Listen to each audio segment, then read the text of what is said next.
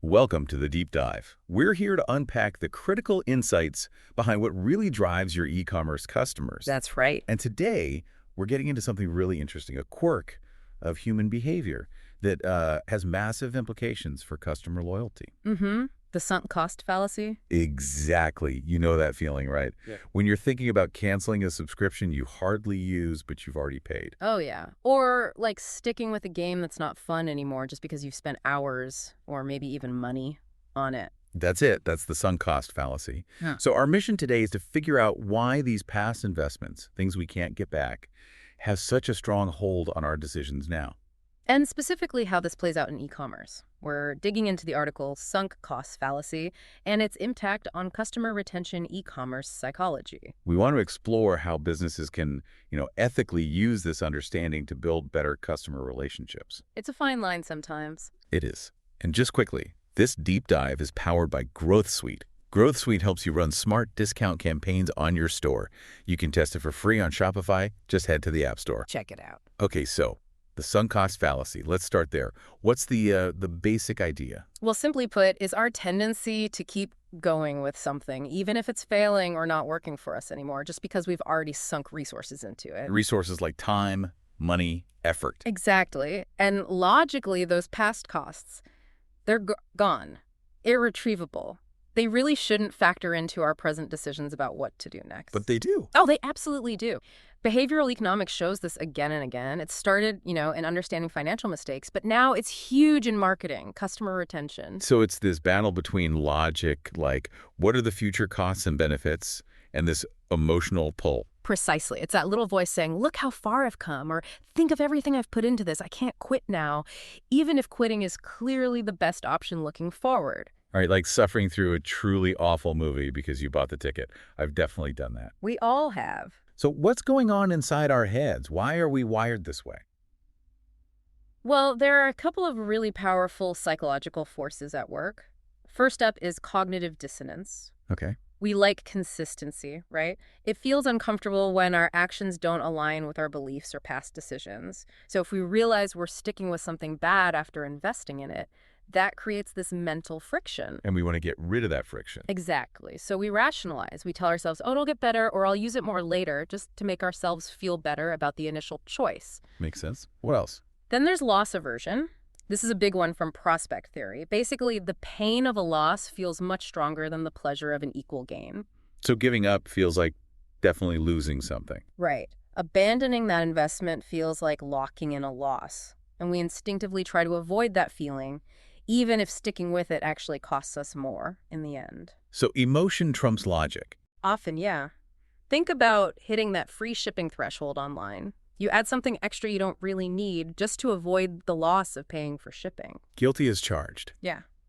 Okay, so turning this to e-commerce, how can businesses actually use this understanding to, keep customers around longer? Well, they can leverage it strategically. Take a prepaid annual subscription, for example. Okay. Even if a customer's usage drops way down, they might just stick it out for the rest of the year. Why?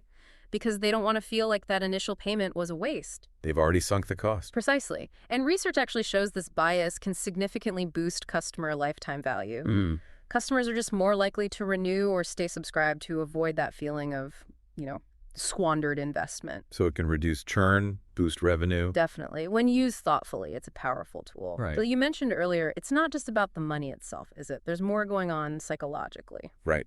What are those deeper drivers when we think about sunk costs and how we act as consumers? Yeah, beyond just the financial aspect, we need to look at some core cognitive mechanisms and emotional triggers that really amplify this effect. Okay, let's break those down. Cognitive mechanisms first. Sure. One really key one is called mental accounting. Mental accounting. Yeah, we tend to sort of put our spending into different mental buckets. Like you might have an entertainment budget in your head or a fitness budget. Right. So instead of looking at our overall finances, we focus on making each little mental account feel like it's, pulling its weight. So the sunk cost in one bucket, like that prepaid gym pass, Yeah. makes you feel you have to go. Exactly. To feel like you're getting your money's worth from that specific mental account, even if your overall budget is a mess. Interesting. What else? Commitment and consistency is another big one. Yeah. We really want our current actions to line up with what we've done or said in the past. We want to look consistent, even to ourselves. Yeah. If you told yourself, this fancy software subscription is going to change my life, you're more likely to stick with it, just to maintain that consistent self-image. Okay. And you mentioned one more. Psychological ownership. Once we pay for something, it starts to feel like ours. Like literally ours. Yeah. And we naturally resist letting go of things we feel we own because that feels like a real tangible loss. Gotcha. So those are the cognitive angles. What about the emotions fueling this? Emotions play a huge role. Guilt is a major one. Guilt about wasting resources. Absolutely. Yeah. If you don't use something you paid for, then there's anticipated regret. Fear of feeling stupid later. Exactly. Fear of looking back and thinking, wow, I really threw that money away if you cancel too soon. Okay. Any positive emotions involved? Sometimes. Pride can kick in, wanting to stick it out or make the best of it. And interestingly, just continuing can actually bring a sense of relief. Relief. How so? By helping you justify that initial spending, it reduces that uncomfortable cognitive dissonance we talked about. Fascinating how it all ties together. Now, does everyone fall for this equally? Or are some people more susceptible? There are definitely differences. Some studies look at age, but the results are kind of mixed on whether younger or older consumers are more affected. Okay. Personality seems to matter more. People who are generally more risk-averse or those who just really like to finish what they start that finisher mindset, they tend to be more influenced by sunk costs. I can see that. And culture plays a part too. In societies where wasting resources is really frowned upon, the effect can be stronger. So businesses could potentially tailor their approach. Yeah, understanding these differences might help tailor how you present costs and benefits to different customer groups. Okay, we've covered a lot of the why. How does this actually look in the real world? Especially with all the subscription models out there now. Could you give us some solid examples? Oh, definitely. Subscriptions are prime territory for this. Think entertainment, fitness, software. It's everywhere. Let's start with entertainment. Movies, streaming services. How does it work there? Okay, imagine a movie theater pass, like Alamo Drafthouse's season pass. You pay a monthly fee, you get unlimited movies. Right. Because you've already paid that fee, you might find yourself going to see more movies than you normally would just to feel like you're getting value out of that pass. Maximize the investment. Makes sense. Same with Netflix or Hulu. That monthly charge keeps rolling in. Canceling feels like admitting all those past payments were for nothing, in a way. So it drives usage. It seems to. Some data suggests subscription models can boost usage by like 12% to maybe even 35% that I've already paid for it thinking really kicks in. Wow, that's a noticeable jump. Okay, what about fitness? Gym memberships. I think we can all relate here. Oh, the classic example. So many people sign up for a gym, maybe on an annual contract, full of good intentions. And then life happens. Exactly. Like, Attendance drops off. But do they cancel? Often not. They keep paying because they don't want to admit defeat or feel like they wasted that initial money. And gyms know this, presumably. They seem to. Offering discounts for paying annually upfront really leans into this. Or even corporate wellness programs with prepaid sessions. It's the same psychology. Okay, and software. Digital subscriptions. Where does it prop up there? Several places. SaaS companies often give discounts for paying annually. Once you've paid for the year, you're much less likely to bail halfway through, right? Even if you're not using it as much as you thought. Locked in by the upfront cost. Pretty much. And the freemium model is clever too. You use the free version, then you upgrade, now you've invested more. Canceling feels harder. You feel you need to explore those premium features to justify the upgrade cost. Right. Even things like in-app purchases in games. You buy some virtual items, you get attached. Quitting feels like abandoning that investment you made. It really is woven into so many business models. What about loyalty programs? How do they connect with sunk cost psychology? Loyalty programs are a fascinating area for this, especially when you compare paid versus free programs and how they structure things like points. Okay, so paid versus free loyalty programs. Yeah. What's the key difference in terms of sunk costs? Well, there's research like a study by Ashley and others back in 2015 showing that customers in paid loyalty programs tend to be way more committed. Because they paid to join. Exactly. That initial fee acts as a sunk cost. It creates a stronger feeling of investment, so customers feel more driven to actually use the program, make purchases, get their money's worth. Whereas with a free program, it's easier to just drift away. Much easier. The psychological barrier is lower. Think about those premium credit cards with annual fees.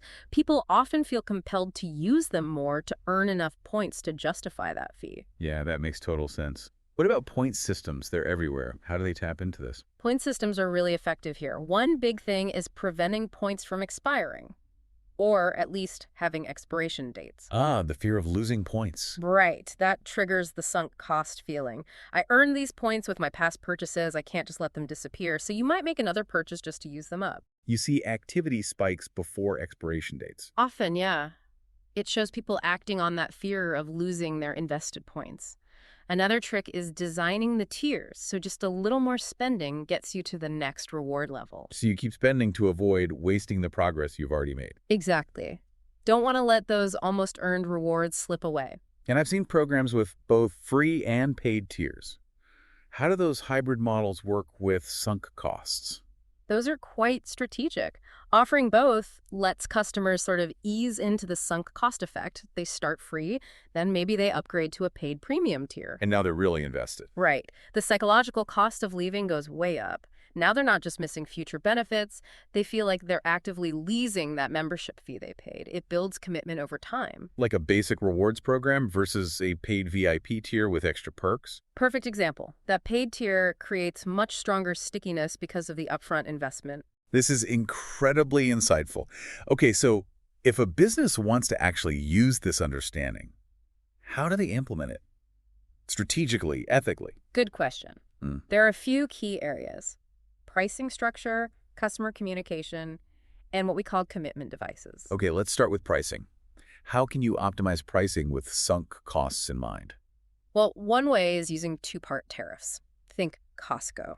You pay an upfront membership fee, then you pay for what you buy. The membership fee is the sunk cost. Right. It makes you feel invested, encourages you to shop there more to get value from the fee. You also need to think about fixed fees versus pay-per-use. Sometimes a bigger upfront fee works better to lock people in. But sometimes people want flexibility. Exactly. So you have to test what works for your audience. And for things like software, big purchases, there's this kind of U-shaped curve to consider. Meaning? Charge too little and people don't feel invested. Charge too much upfront and you scare them away. You need that sweet spot where the initial investment feels significant enough to create loyalty, but not so high it kills the sale. Tricky balance. What about communication? How should businesses talk to customers to leverage this? The framing is key. You want to subtly remind people of the investment they've already made. Like how? Usage reminders can work. Hey, you saved an average of $6 per month since joining? That highlights the past benefit. Or reminding them of progress. You're 80% through this course. Don't let that progress go to waste. Tapping into that aversion to abandoning progress. Exactly. Reinforce the value they're getting. But, and this is important, the tone needs to be helpful, encouraging, not pushy. Overt pressure can really backfire. Good point. And commitment devices, what are those in practice? The upfront fee itself can be one, especially if the customer wants to commit, like with a gym membership for fitness goals. Paying upfront helps their self-control. You need flexibility too, right? Absolutely. Super strict terms, like no refunds ever, can breed resentment if things change for the customer. But making it too easy to cancel might lose that psychological lock-in. So a middle ground. Often, yeah. Maybe a short free trial, then a discounted annual plan, but with a reasonable cancellation policy. The goal is to align with the customer's aims. Foster real loyalty, not just trap them with buyer's remorse. Okay, so let's say a business tries some of these strategies. How do they know if they're actually working? What should they measure? Great question. Measuring the impact is crucial. You need to look at behavior, maybe run some experiments, and definitely assess the overall economic effect. What kind of behavioral signs should they look for? Watch how people use the service after they make an upfront payment or renew. Do they engage more? Compare retention rates. Are annual plan subscribers sticking around longer than monthly ones? That could be the sunk cost effect. Okay. Also, how do users react if you adjust prices? Do they leave or do they stay, maybe justifying it based on their past investment? And you mentioned experiments. What kind? A/B testing is powerful here. Offer one group an annual plan with a big upfront discount, another group the standard monthly plan. Then track usage and retention long-term. Compare the results. Exactly. Or test different free trial lengths followed by different upgrade offers. Field experiments like that. And longitudinal studies, just tracking behavior over a long time, can show how those initial commitments affect loyalty down the road. Makes sense. And the bottom line, the economic impact. Ultimately, you need to know if these strategies are boosting revenue and cutting churn. Do a cost-benefit analysis. Are you making more money from longer subscriptions or more signups? But also consider the costs. Right. Like, do you have higher support costs because some less active customers are sticking around purely due to sunk costs? And really importantly, remember, loyalty built only on sunk costs is fragile. You still need to provide real value. So track satisfaction and brand perception too. Absolutely. Sunk costs can enhance loyalty, but it can't replace genuine value. It's amazing how widespread this is. Can we touch on a few more specific industry examples just to really see it in action? Sure. Let's look at retail commerce, financial services, and gaming again. Okay, retail and e-commerce first. Amazon Prime's annual fee is the classic, that upfront cost. It makes people order more often, even small things, to feel they're getting value from Prime shipping. Right, justifying the fee. Some fashion retailers do paid VIP tiers, pay extra for early access special deals. Once you pay, you're more likely to shop there to use those perks. Makes you loyal. And subscription boxes, meal kits, Mm-hmm. the prepaid nature taps right into this. You feel you should use them because you've already paid. Okay, financial services, where does it show up there? Think about bank accounts with monthly fees for premium features. People might stick with that bank even if another offers slightly better rates because they feel invested through those fees. Locked in by the extras. Yeah. Same with insurance. If you've added extra coverage options, you might feel more tied to that provider. In personal investing, holding on to losing stocks just because you've already put money and time into them, pure sunk cost fallacy. Ouch. Yeah, I can see that. And gaming, we touched on it, but any other angles? Well, the whole free-to-play model often relies heavily on it via micropayments. Once you've spent real money on virtual items or speeding up progress. You feel committed. Right. Quitting feels like wasting that money. Seasonal or battle passes create this loop too. You pay, then you feel obligated to play enough to unlock everything you paid for. Making the purchase worth it. Exactly. And losing all your progress, your built-up items, your digital identity in an esports community, that feels like losing a significant investment of time and potentially money. It keeps people engaged, or at least hesitant to leave. Now, we have to talk about the ethics here. It's powerful stuff. Where's the line between smart strategy and, well, manipulation? That is the critical question. It's about transparency and providing genuine value. So clear disclosures are important, like about auto renewals. Absolutely crucial. Hiding terms or making cancellation incredibly difficult crosses the line. The goal should be to use these principles to enhance a relationship built on real value, not just exploit guilt. So don't just rely on making people feel bad about leaving. Right. If the service isn't genuinely useful for them anymore, ethically, you should probably make it reasonably easy for them to cancel. It builds long-term trust.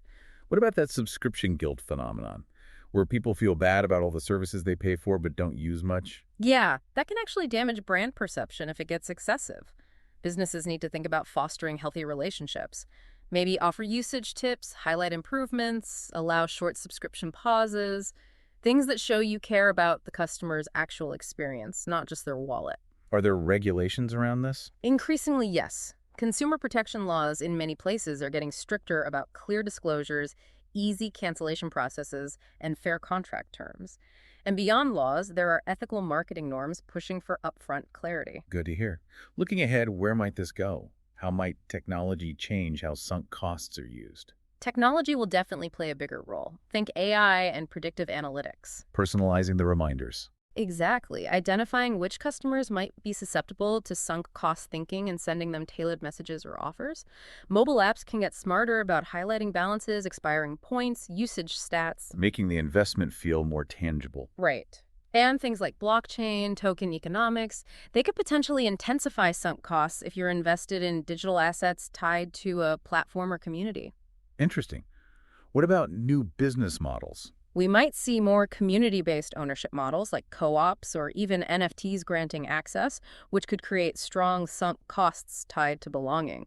Subscription boxes are already blending physical and digital experiences, deepening that sense of investment. And combining sunk costs with other psychological nudges. Definitely. The whole field of behavioral design is about mixing these strategies, sunk costs, scarcity, social proof, to influence behavior. We might even see tech that gets better at figuring out your personal sunk cost threshold. Wow. Okay, let's try to wrap this up. What are the key takeaways for businesses wanting to use this ethically and effectively? Okay, summarizing the core principles. 1. Gently highlight past investments and progress. 2. Structure pricing and programs to encourage initial and ongoing engagement. 3. Crucially, always deliver real, tangible value. And 4. Maintain ethical boundaries, be transparent, make things reasonably fair, don't just rely on guilt. And if a business wants to start implementing this? I'd suggest a roadmap. First, assess your current offerings. Where could these principles apply? Second, roll out changes gradually, maybe starting small. Third, A/B test everything to see what actually works with your audience. Measure the impact. Yes. And finally, refine and expand based on that data and customer feedback. It's an ongoing process. Are there still open questions, areas for future research? Oh, absolutely. More neurobehavioral studies to see what's actually happening in the brain, cross-cultural research on how different societies view waste and commitment, and definitely more study on the long-term impact of these strategies on brand trust. Lots more to learn. Yeah. But a final thought for our listeners. Maybe just take a moment to reflect on your own decisions. Are there subscriptions you're holding on to, projects you won't quit just because of what you've already put in? Recognizing it in ourselves. Mm-hmm. And noticing how businesses might be subtly, or maybe not so subtly, nudging us using these very principles. Exactly. Awareness is the first step. This has been incredibly insightful, a really deep dive into the sunk cost fallacy and how it shapes e-commerce. Thanks so much for sharing your expertise. My pleasure. It's a fascinating area where psychology and business really intersect. It certainly is. Thanks for tuning in to The Deep Dive. And remember, this deep dive is powered by Growth Suite. Growth Suite helps you run smart discount campaigns on your Shopify store. Check it out for free on the Shopify App Store. We'll catch you next time.